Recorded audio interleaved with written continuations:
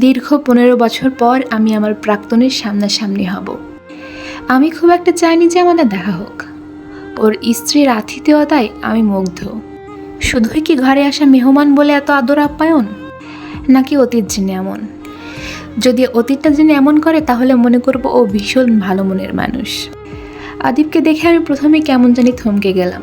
এত বছর পর ওকে দেখে আমি যেন নিজের কাছে নিজেই হেরে যাচ্ছি।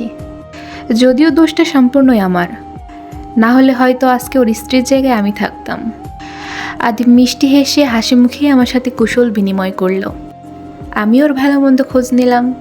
খুব একটা জরুরি কাজে বাধ্য হয়ে এখানে আসা। কাজের কথা শুরু করতেই কেমন জানি সংকোচ হচ্ছে আমার। যদি ও আমার এই পরিস্থিতি দেখে উপহাস করে, করতেও তো পারে, তারপরে উপায় নেই, আমাকে বলতেই হবে। পাশের রুমের সুমনা ওর স্ত্রী একটা গান ছেড়ে দিল।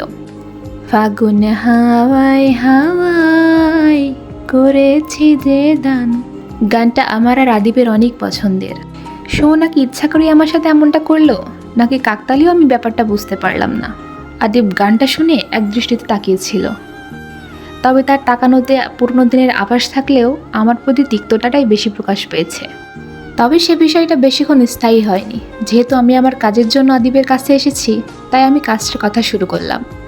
আদিব বরাবরই খুব বেশি প্রফেশনাল। পড়াশোনাও তেমন ভালো ছিল আদিব।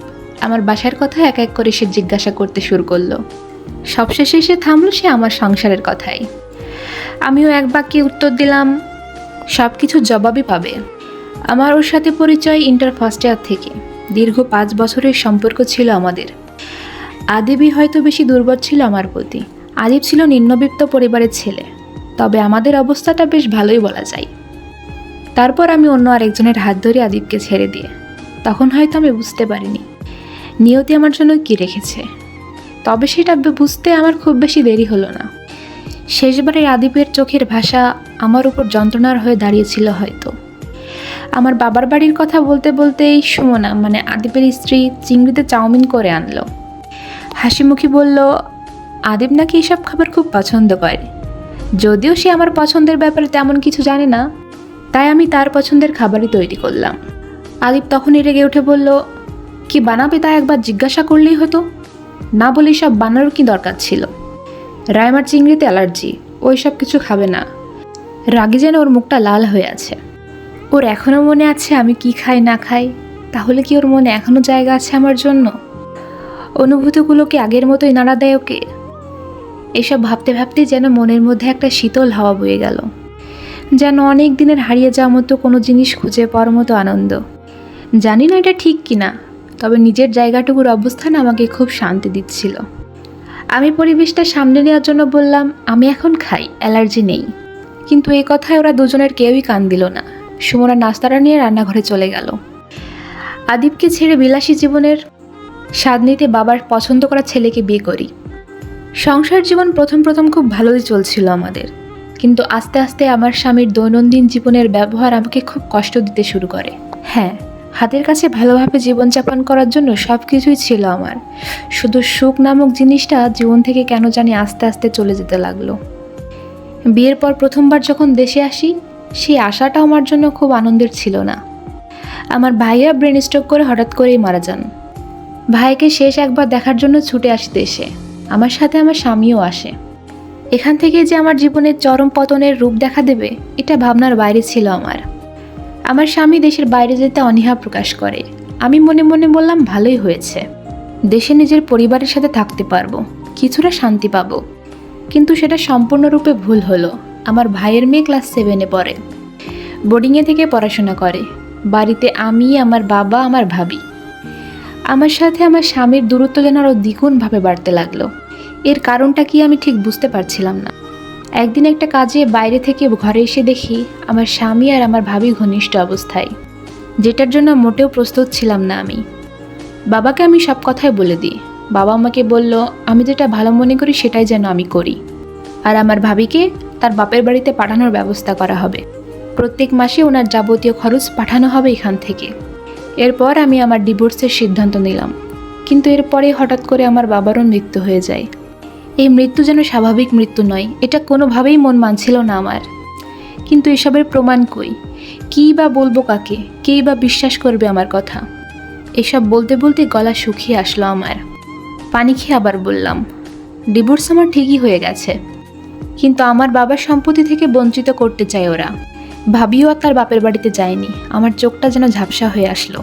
একটু একটু করে যেন বেঁচে থাকার অর্থটা আমি হারিয়ে ফেলেছি। আদিব চুপ করে আছে। আমি সব বলা শেষে ওর ঘরটা একদম চোখ বুলিয়ে দেখছিলাম। এটা তো আজ আমার ঘর হতে পারত, স্বর্গস্বরূপ একটা ঘর, যেখানে আর কিছুই না থাক, শান্তি আর সুখ নামক জিনিসটির অভাব থাকতো না। আমার ভিতরটা কেমন জানি করে উঠল। আমি ঠিক না ভুল ভাবছি, তার বোধও আমার ভিতর নেই। যেন অজানা একটা অতৃপ্তি গ্রাস করেছে আমাকে। ঠিক তখনই রান্নাঘর থেকে সুমনার জোরে একটা চিৎকার শোনা গেল। আদিব তখনই দৌড়ে গেল। আমিও তার পিছু পিছু গেলাম। পুরো ঘর ভর্তি ধোঁয়া আর আগুন। একপাশে সুমনা পড়ে আছে, গ্যাস সিলিন্ডার লিক হয়েছে। কাজের ছেলে দৌড়ে বাইরে থেকে এসে মোটর সুইচে পানি দিয়ে আগুনটা নেভানোর চেষ্টা করলো। আর আদিব হাউমাউ করে কান্না করছে, সুমনাকে বাইরে আনার চেষ্টা করছে।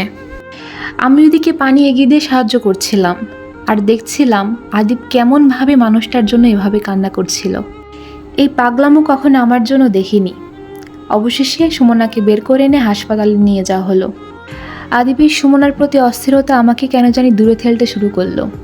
আমি যে 2 ঘন্টা যাবত এখানে আছি সেটা ওর খেয়ালই নেই। সময়ের দূরত্বে যে জায়গাটার বদল ঘটেছে সেটা আমি একটু একটু করে বুঝতে পারছি। সুমনা খুব বেশি আহত হয়নি, আদিব ওর কাছেই আছে। নার্স এসে আমাকে বলল আমাকে ভেতরে যেতে। অনেকটা সুস্থ আছে সুমনা। সুমনা আমাকে দেখে আদিবকে বাইরে যেতে বলল। আমি কিছুটা অবাকই হলাম। আদিব বাইরে যেতেই সুমনা আমাকে বলল, আমি সব কিছুই জানি, জেনেও আপনাকে আতিথেয়তায় কোনো রকম ত্রুটি করিনি, মুখ বাঁকা করে বসে থাকিনি। কিন্তু আপনার সব কথা যখন আমি রান্নাঘর থেকে শুনছিলাম আর আপনার আমার ঘরের দিকে তাকানোর অর্থ খুঁজছিলাম, কোথাও যেন একটা অমিল আমি তখন বুঝতে পারছিলাম, যা কোনো নারী হয়তো সহ্য করতে পারে না। আপনার তাকানোর অর্থ অন্য কিছুর লোভ যেন আমাকে সব কিছু বুঝিয়ে দিচ্ছিল। তার আগে আদিবের চিংড়ির জন্য রাগারাগি আমার সাথে আপনার মনেও অনেকটা প্রভাব ফেলেছে আমি জানি। তাই আদিবের জীবনে আমার স্থানটা দেখিয়ে দিতে এতটুকু করতে আমার কোনো ভয় হয়নি। আমি একজন নারী, আর এক নারী হয়ে আরেক নারীর চোখের ভাষা বুঝতে আমার কোনো রকম কোনো সমস্যা হয়নি। তবে হ্যাঁ, নিজেকে রক্ষা করে যতটুকু করা যায় ততটুকুই করেছি। নিজের প্রতিও তো আমার একটা মায়া আছে, ভালোবাসার মানুষের সাথে সারা জীবন কাটানোর ইচ্ছেও আছে। মরে গেলে তো শকুনটা সেই ছিঁড়েই খাবে। আর বোঝাতে চেয়েছিলাম বৈধ আর অবৈধ সম্পর্কের পার্থক্যটুকু। পবিত্র সম্পর্কের টান তা আপনার আন্দাজের বাইরে ছিল হয়তো। ওর শেষ কথাটা শুনে আমার সারা শরীর কেমন জানি কাটা দিয়ে উঠল। শকুন? শেষে আমিও বললাম, তুমি তো বেশ চালাক এবং বুদ্ধিমতীও বটে। মনে মনে ভাবলাম একজন স্ত্রী তো এমনই হবে। আদিব বরাবরই বুদ্ধিমতী মেয়েই পছন্দ করে।